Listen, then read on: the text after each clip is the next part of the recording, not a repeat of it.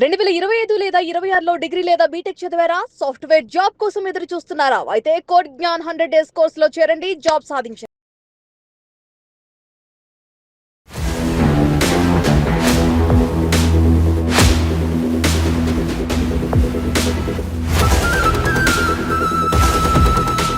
Gym trainer తనని మానసికంగా వేధించడమే కాదు, అత్యాచారానికి గురి చేశాడంటూ కూడా ఒక మహిళ ఇచ్చిన ఫిర్యాదు ఇప్పుడు విజయవాడలో సెన్సేషన్గా మారింది. ప్రస్తుతం నేను సత్యనారాయణపురంలో ఉన్నాను. సత్యనారాయణపురంలో చూడొచ్చు, కొంచెం ముందుకు వెళ్తే మీకు ఎదుర రాక్ ఫిట్నెస్ జిమ్ అని ఒకటి కనబడుతుంది. అందుట్లో 2 ఏళ్లుగా పనిచేస్తున్న జిమ్ ట్రైనర్ ఖాదర్ ఏప్రిల్లో జాయిన్ అయిన ఒక మహిళ పట్ల అసభ్యంగా ప్రవర్తించడమే కాదు, నేరుగా ఆవిడ్ని ప్రోటీన్ షేక్స్ ఇస్తాను, బరువు తగ్గించే ఏర్పాటు నేను చూస్తానని చెప్పి ఇదే జిమ్ కొంచెం దూరంలో ముందు ఉన్న మరొక ఇక్కడ హోటల్ కనబడుతుంది. ఆ హోటల్కి తీసుకువచ్చి బలవంతంగా ఆవిడపైన అత్యాచార యత్నానికి ఒడిగట్టి ఆ ఫోటోలు వీడియోలు తీసి బ్లాక్మెయిల్ చేస్తున్నాడంటూ కూడా ఆ యువతి ఫిర్యాదు చేసిన పరిస్థితి ఉన్న నేపథ్యంలో మొత్తం అయితే పోలీసులు అయితే ఎంక్వైరీ చేస్తున్నారు. జిమ్ కోచ్గా 2 ఏళ్ల బట్టి ఆ జిమ్లో పనిచేస్తూ ఉన్నప్పటికీ ఏప్రిల్లో తన ఇన్స్టాగ్రామ్లో చూసి ఈ జిమ్లో జాయిన్ అయితే బరువు తగ్గిస్తానని చెప్పి మాయమాటలు చెప్పి జిమ్లో జాయిన్ అయ్యేలా చేసి, జాయిన్ అయిన తర్వాత లావుగా ఉన్నావు, తగ్గాలి అంటే ప్రోటీన్ షేక్స్ ఎక్కువ వాడాలి, ఆ ప్రోటీన్ షేక్స్ ఉన్నది కూడా ఈ హోటల్లో అని చెప్పి ఈ హోటల్కి తీసుకురావడం.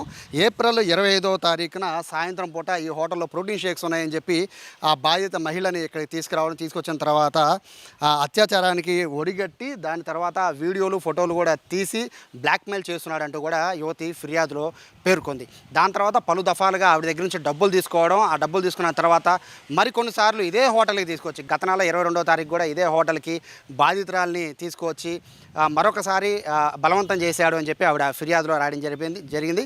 సో బాధిత మహిళ నేరుగా ఎవరైతే ట్రైనర్ ఉన్నాడో, ఫిట్నెస్ ట్రైనర్, ఆ ఇంటికి వెళితే ఆ ఇంట్లో ఉన్న వాళ్ళ తల్లిదండ్రులు కూడా తన పైన దోషణలకు పాల్పడ్డారని, తనని కులంపరంగా కూడా తిట్టారని చెప్పి ఆవిడ ఫిర్యాదులో రాశారు. సో దీనికి సంబంధించి సత్యనారాయణపురం పోలీసులు అయితే ఎంక్వైరీ చేస్తున్నారు. మరోవైపు ఫిట్నెస్కి సంబంధించిన, అంటే ఏదైతే రాక్ ఫిట్నెస్ వరల్డ్ ఉందో దానికి సంబంధించిన నిర్వాహకురాలు ఉషా ఇన్స్టాగ్రామ్లో కూడా పోస్ట్ చేయడం జరిగింది. ఈ జరిగిన వ్యవహారానికి తమ క్లయింట్కి కానీ, అంటే తమ కస్టమర్కి కానీ, తమ కోచ్ కానీ, వీళ్ళిద్దరిది బయట వ్యవహారం కానీ, దీనికి మా జిమ్కి సంబంధం లేదంటూ కూడా ఆవిడక వీడియో రిలీజ్ చేయడం జరిగింది. సో ఓవరాల్గా చూసుకుంటే విజయవాడలో జిమ్స్ పేరుతో ఒక జిమ్ అయితే స్టెరాయిడ్స్తో పట్టుకోబడడం, మరొక జిమ్ అయితే మర్డర్ కేసులో ఇరుక్కొని ఆ జిమ్కి సంబంధించిన కొంతమంది పోలీసుల స్టేషన్ గడప తొక్కడం, మరొక జిమ్కి సంబంధించి మహిళలకు సంబంధించిన వేధింపులు కానీ, లేకపోతే ఇటువంటి ఫిర్యాదులు కానీ. సో ఇటువంటి అన్నీ చూస్తూ ఉంటే ఖచ్చితంగా జిమ్ముల పైన అయితే పర్యవేక్షణ, నిఘా అయితే పెట్టాల్సిన అవసరం ఉంది.